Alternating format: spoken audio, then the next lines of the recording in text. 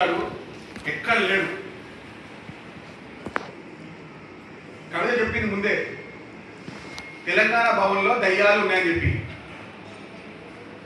ఆ పెద్ద కొడుకు దయ్యం ఈ కల్వకుంట్ల తారక రావు మాత్రమే. టీఆర్ఎస్ నాయకులారా, బీఆర్ఎస్ నాయకులారా, మీకు వచ్చే ఎన్నికల్లో 5-10 సీట్లు రావాలి అని అనుకుంటే ముందుగా మీరు ఆ కేటీఆర్ని అడిస్తామని తెలంగాణ భవన్ దాకా చూసుకోండి. వచ్చే అసెంబ్లీ ఎన్నికల్లో బీఆర్ఎస్ పార్టీకి ఆ 5-10 సీట్లు రావాలనుకుంటే ఆ హరీష్ రావుని, ఆ కేటీఆర్ని తెలంగాణ భవన్ కాకుండా తరిమి కొట్టండి. అప్పుడు మాత్రమే మీకు ఆ సీట్ రావడం జరుగుతుంది. తెలంగాణ రాష్ట్రంలో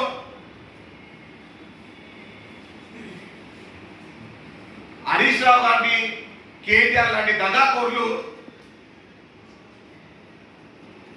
చిన్న చిల్లర పనులు చేయడం వల్ల ప్రతి నెల కేసీఆర్ గారు హాస్పిటల్ పాలవుతున్నారు. ఈయనంటాడు సోమాజిపూర్ రా అంటున్నాడు. వస్తాం నడండి. దానికన్నా ఒక రోజు ముందు మనం వెళ్దాం, వికారాబాద్ వెళ్దాం, సిద్దిపేట వెళ్దాం, నల్గొండ వెళ్దాం, మన పాలమూరు జిల్లాకి వెళ్దాం. గడప గడపలో కూర్చుందాం, రైతు రుణమాఫీ గురించి చర్చిద్దాం, రైతు బంధు చూద్దాం, సంఘటన గురించి చర్చిద్దాం. సిద్ధమా? ఈ పట్టబాజీ మాటలు మాట్లాడే ముందు నీ సిరిసిల్ల సంబంధించిన అసెంబ్లీ నియోజకవర్గంలో 95% పైగా రుణమాఫీ జరిగింది. దీన్ని చర్చకు సిద్ధమా? ముందు కల్వకుంట్ల తారక రామారావు గారు, మీ నాన్నగారి అసెంబ్లీ, గజ్వేల్ అసెంబ్లీలో 92% పైగా రుణమాఫీ అయింది. దీనిపై చర్చకు సిద్ధమా మీరు? మీ ముద్దుల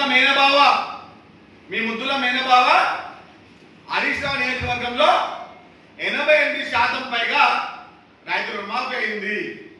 దీనిపై చర్చ సిద్ధమా? కల్వకుంట్ల తారక రామారావు గారు బేకారు మాటలు బంద్ చేసి, చిల్లర మాటలు మానేసి, లుచ్చా పనులు ఆపేసి ముందుగా మీరు మీ మధ్యస్థిమితాన్ని మంచిగా చేసుకోండి. నేను చెప్పాను చైర్మన్ గారు 1,00,000 రూపాయలు హాస్పిటల్కి అయ్యే ఖర్చు మీరు ఇస్తారా అని అడిగాను. 1,00,000 రూపాయలు కాదు సాయి, 2 లక్షల రూపాయలు ఇస్తానన్నారు. కల్వకుంట్ల తారక రామారావు గారికి అయ్యే ఆసుపత్రి ఖర్చు 2 లక్షల రూపాయలు గౌరవ మాజీ ఎమ్మెల్యే చైర్మన్ ఈరవ ఖలీల్ గారు చెప్పారు, తప్పకుండా ఇస్తామని. చాలా ధన్యవాదాలు చైర్మన్ గారు. ఒక శాసనసభ్యుని యొక్క మధ్యస్థం వల్ల రాష్ట్రంలో ఇబ్బందికర వాతావరణం ఏర్పడతా ఉంది. ఇలాంటి చిల్లర మాటలు మాట్లాడుతూ ఉన్నారు. మతి లేని, స్థితి లేని, గతి లేని మాటలు మాట్లాడుతున్నారు. కాబట్టి కల్వకుంట్ల తారక రామారావు గారికి అయ్యే ఆరోగ్యనీతమైన పూర్తి ఖర్చులు గౌరవ చైర్మన్ ఈరవ ఖలీల్ గారు, దాంతోపాటు నేను కూడా ఇస్తానని చెప్పి ఈ సభాముఖంగా తెలియజేసుకుంటాను.